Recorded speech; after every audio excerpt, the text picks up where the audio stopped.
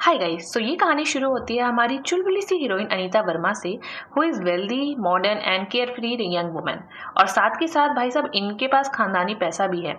काश थोड़ा सा ये पैसा मेरे पास भी होता।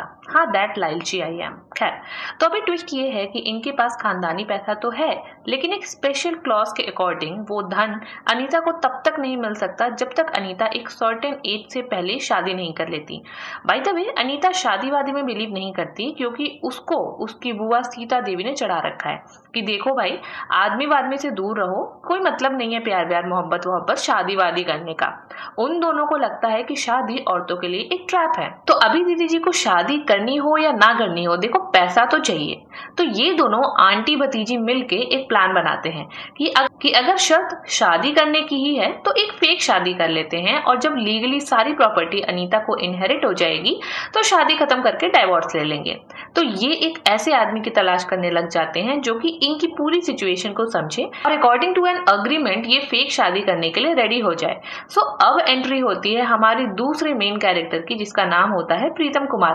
अब प्रीतम बाय प्रोफेशन एक स्ट्रगलिंग कार्टूनिस्ट है जो सक्सेस पाने के लिए जूझ रहा है। He lives a simple life with his photographer friend Johnny.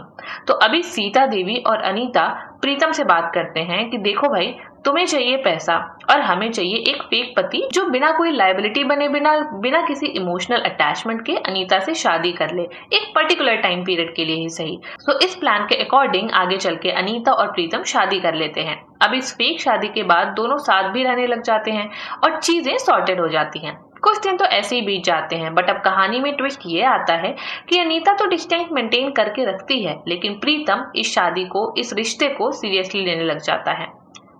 और जाहिर सी बात है कि अनीता और प्रीतम एक दूसरे के साथ वक्त तो बिता ही रहे होते हैं, बिकॉज ऑब्वियसली दोनों एक ही छत के नीचे हैं, तो आप कितनी ही देर एक दूसरे को अवॉइड कर सकते हो।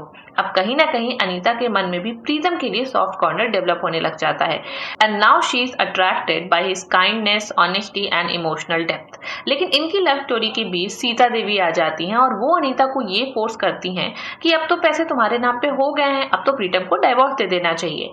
और अपनी वेल्थ सिक्योर करने के बाद वो इस प्रेशर में आके डाइवोर्स के लिए प्रोसीड भी कर देती है। बट ये इमोशनल उथल पुथल के बीच में प्रीतम अपनी फीलिंग्स कोर्ट प्रोसीडिंग्स के दौरान ही अनीता को कन्फेस कर देता है, और इस कन्फेशन के बाद अनीता प्रीतम और अपनी बुआ के बीच फंस जाती है।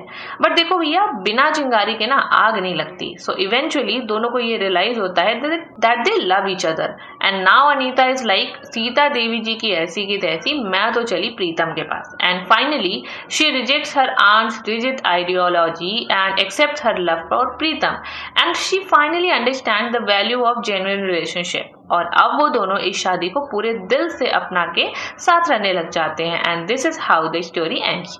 और गाइस, डू यू नो कि इस मूवी की सीता देवी का कैरेक्टर 1950s के एलीट क्लास एटीट्यूड से इंस्पायर्ड था, जो उस जमाने में भी फेमिनिज्म की बात करता। और अगर आपने सुना हो तो इस मूवी के दो गाने काफी फेमस हुए थे, एक ठंडी हवा काली घटा और दूसरी जाने कहा मेरा जिगर गया जी।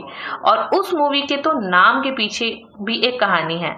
Mister and Mrs reflects the involvement of couple and 55 denotes the year of the movie, क्योंकि ये मूवी 1950s के अराउंड बनी थी। तो ये थी पूरी कहानी मिस्टर एंड मिसेस 55 की। तो गाइज, कमेंट डाउन बिलो कि आपने ये मूवी देखी है या नहीं, and don't forget to subscribe my channel for more videos like this. Thank you.